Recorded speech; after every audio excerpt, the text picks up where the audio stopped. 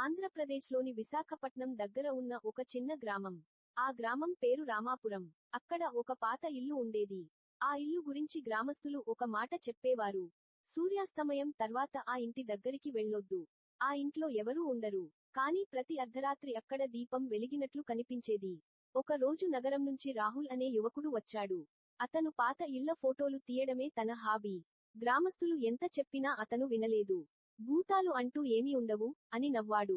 ఆ రాత్రి 12 గంటలకు అతను కెమెరాతో ఆ ఇంట్లోకి వెళ్ళాడు. ఇల్లు మొత్తం దుమ్ముతో నిండిపోయి ఉంది. గాలి కూడా కదలడం లేదు. ఒక్కసారిగా టప్ టప్ టప్ ఎవరో మెట్ల మీద నడిచే శబ్దం. రాహుల్ గుండె బలంగా కొట్టుకుంది. ఎవరున్నారు అని అరిచాడు. జవాబు లేదు.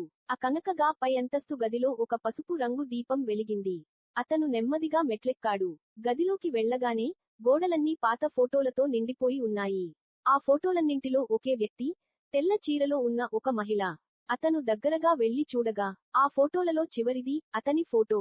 అది ఈరోజే తీసిన ఫోటోలా ఉంది. ఆ కనకగా వెనక నుండి చల్లని శ్వాస అతని మెడను తాకింది. ఇప్పుడు నువ్వు ఇక్కడే ఉండాలి అని ఒక మెల్లని స్వరం.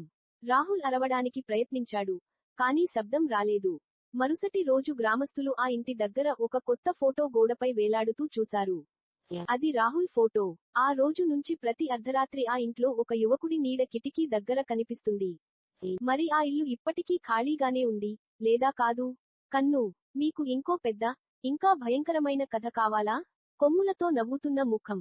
ఆంధ్రప్రదేశ్లోని విశాఖపట్నం దగ్గర ఉన్న ఒక చిన్న గ్రామం.